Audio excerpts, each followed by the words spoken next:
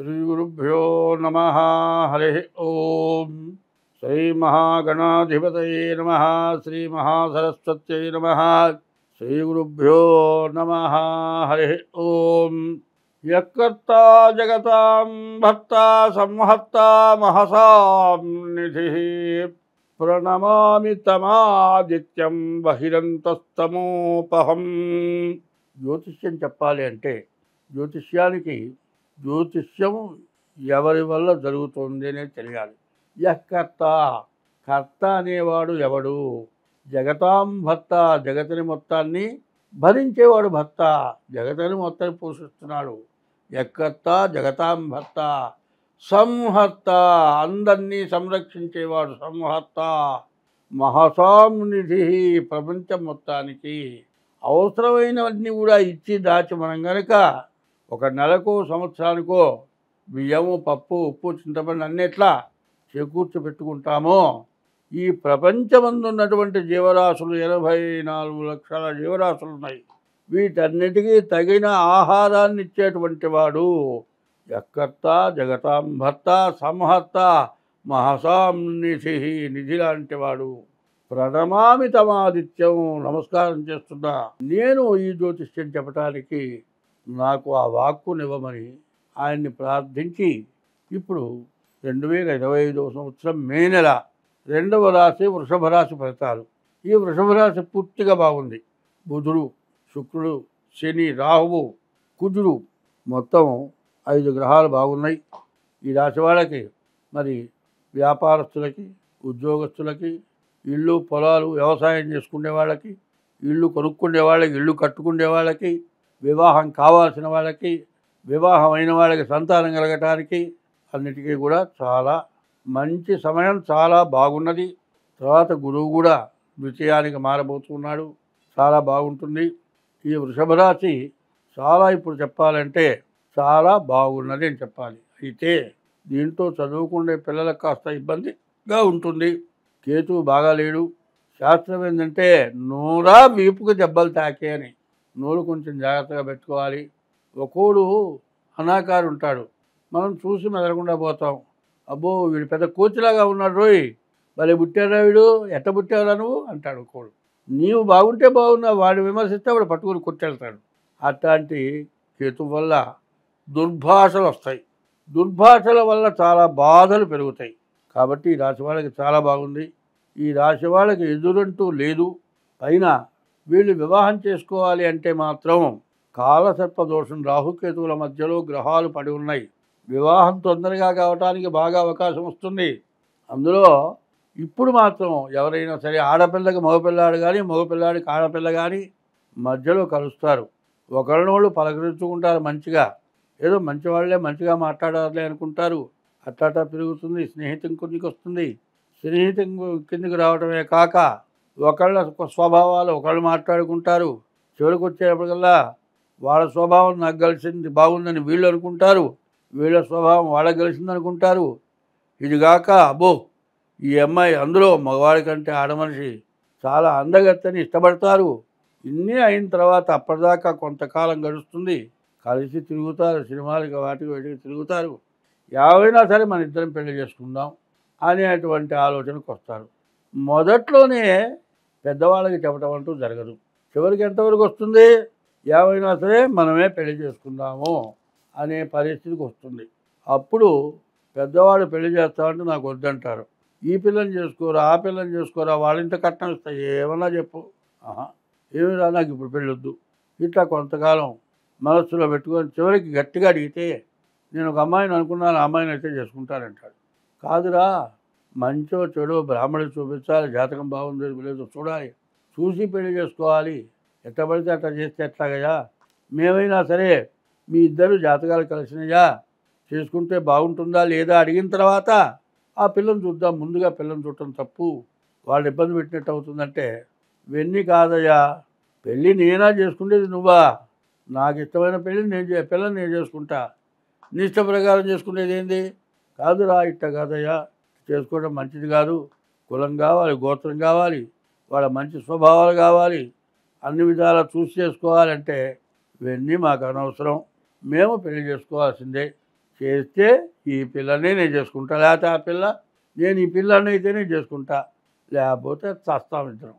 ఇట్లాంటి పరిస్థితుల్లో పెళ్లి చేసుకొని ఈ ఏళ్ళ నరసంలో ఈ పెళ్లి వల్ల నెల తిరగకుండా వేరే దాన్ని బట్టి మరి వీళ్ళిద్దరికి వచ్చిన తగాదా కాక వీళ్ళ పేరెంట్స్ మీద తల్లిదండ్రుల వల్ల మా కాపురాలు పోయినాయని పోలీస్ కేసులో పెట్టుకొని కోర్టుకు ఎక్కి మరి మొగుడు పెళ్ళాం చోట ఉండలేక కోర్టుకు ఎక్కి అందరి మీద కేసులు పెట్టి కుటుంబ సభ్యులందరినీ జైలు పాలు చేసి విడాకులు రాక ఏజ్ బారైపోయి మళ్ళీ పెళ్లిగాక ఇబ్బందులు జరుగుతున్నవి కొన్ని వేల మందిలో, కోట్ల మంది ఉన్నారు ఇవాళ.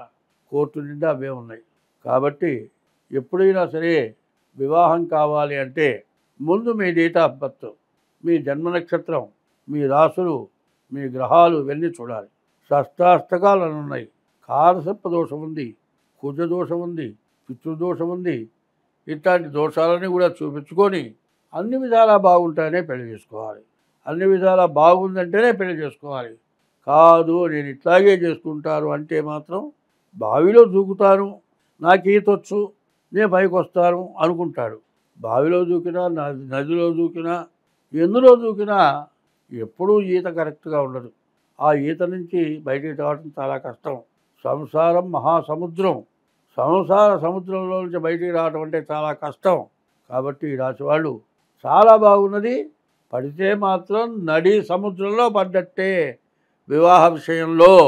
కాబట్టి జాతకాలు జాగ్రత్తగా చూపించుకొని వివాహాలు చేసుకోవటం ఇట్లా ఉండటం చాలా అవసరం. బాగున్నప్పుడు అంతా బాగానే ఉంటుంది. బాగున్నప్పుడు ఒక్కోసారి ఏమవుతుందంటే ఒక కొబ్బరికాయ ఉందండి, కొబ్బరికాయ పగలకుండా పైన పెంకు తీస్తాడు, కత్తి పెట్టి అట్ట కొడతాడు, కొట్టినప్పుడు పెంకు ఊడిపోతుంది.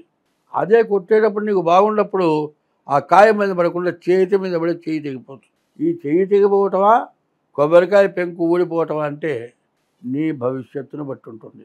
కాబట్టి భవిష్యత్ అనేది భూత భవిష్యత్ వర్తమానాలు అంటారు. జరిగింది, జరుగుతున్నది, జరగబోయేది తెలుసుకోవాలంటే జ్యోతిష్యం. జ్యోతిష్యం ద్వారా మీరు తెలుసుకొని ముందుగా మీ ప్రవర్తన మార్చుకోండి. కారణం ఏంటంటే ప్రతి వ్యక్తికి కూడా ఈ జ్యోతిష్యం చాలా అవసరం. డేట్ ఆఫ్ బర్త్ లేకపోతే హస్త సాముద్రిక ద్వారానైనా సరే కింద మా ఫోన్ నెంబర్ని సంప్రదించి మీ జాతకం చూపించుకొని ముందుకు అడుగు వేయండి. ఎప్పుడు కూడా మనం బాగుండాలంటే ముందు ఎట్లా చేస్తే బాగుంటుంది అనే నిర్ణయం తీసుకొని చేస్తే బాగుంటుంది. దానికి మొట్టమొదటిగా జాతకం చూపించుకోవడం అవసరం. ప్రతి వాళ్ళకి కాలసర్ప దోషం, ప్రతి వాళ్ళకి కుజ దోషం. ఇది దేనికి వస్తుంది? జాతకం చూడగానే నీకు కాలసర్పదోషం. ఎందుకు వచ్చిందయ్యా? పామును చంపితే వచ్చింది కాలసర్పదోషం. ఎవరిని చంపినా కాలసర్పదోషం రావట్లే, పామును చంపితే కాలసర్పదోషం ఉంది. మరి ఇట్లాంటివి చేయటం వల్ల పాముని చంపితే 7 జన్మాలు 7 14 జన్మాలు కాలసర్పదోషం వస్తుంది. అందువల్ల ఈ దోషాల నుంచి బయటపడాలి, అందరం మంచిగా బతకాలి. హిట్లరు ప్రపంచాన్ని గెలవాలని యుద్ధం చేసి చివరికి శవాన్ని తీసుకెళ్లే రోజు ఆ చేతులు బయట పెట్టుకున్నట్ట. క్రిస్టియన్స్ బాక్సులా కాబట్టి బాక్సులో పెట్టి పైన మూతేస్తారు. 2 చేతులు ఇట్లా దాపాడు. వాడికి ఏమీ లేదు, అన్నీ ఉన్నాయి. ఉన్నదేంటే పాపం, పుణ్యం లేదు. నీ పుణ్యమైన ధారము ఏమని చేయి దాపాడు. కాబట్టి పాపం చేయటం ఎందుకు, పుణ్యం చేయమని ధారపోయమని అడగటం ఎందుకు? అది లేకుండా ఉండాలంటే ఒక్కటే చెబుతున్నా, గుర్తుపెట్టుకోండి. అన్నదానము కన్నా అధిక దానము లేదు. తల్లిదండ్రుల కన్నా దైవమేరి. అన్నదానం చెయ్యి, తల్లిదండ్రులను జాగ్రత్తగా చూడు. తల్లిదండ్రుల కన్నా దైవమేరి. సత్యశీలత కన్నా జగతి తపం వేరి. సత్యం పలకటం. శీలత అంటే ఆడ మనిషి స్త్రీ పురుష వ్యామోహం, మగ మనిషి స్త్రీ వ్యామోహం. ఇది శీలత. సత్యశీలత కన్నా జగతి తపం వేది. జగతిని తపస్సు ఇంకోట్లేదుట. దయ కంటే ఎక్కువ ధర్మమేది. ప్రతి జీవరాశి యందు దానికి కష్టం వచ్చినప్పుడు దయ చూపించడమే ధర్మం. దయ కంటే ఎక్కువ ధర్మమేది. సుజన సంగతి కన్నా చూడలాభం ఏది. మంచిని చూడటం వల్ల వచ్చే లాభం ఇంకోటి లేదుట. సుజన సంగతి కన్నా చూడలాభం ఏది. క్రోధం కన్నా శత్రుత్వం ఏది. క్రోధం పెట్టుకొని వాడిని ఏదో చెయ్యాలనుకొని చేయటం అంత నీచమైన పని ఇంకోట్లేదు. అంగనామణి కన్నా భిన్నవమణి ఏది. ఆడ మనిషిని మించిన మణి ఇంకొకటి లేదుట. అందువల్ల నీ భార్యను భార్యగా చూడు, చెల్లెలు చెల్లెలుగా చూడు, పర స్త్రీని తల్లిగానో చెల్లెలుగా చూడు. అంగనామణి కన్నా అభినవమణి ఏది. రుణము కంటేను నరునకు రోగం ఏది.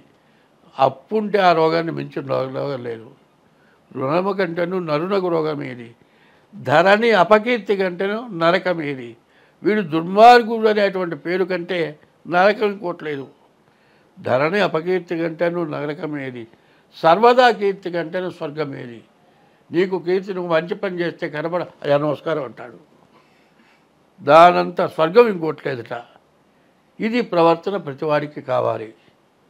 జ్యోతిష్యం కానీ దేవతా పూజలు కానీ వీటన్నిటికంటే తల్లి తండ్రి గురువు దైవం ఇవి సక్రమంగా ఉంటే భార్యకి భర్త దైవం, భర్తకి భార్య దైవం.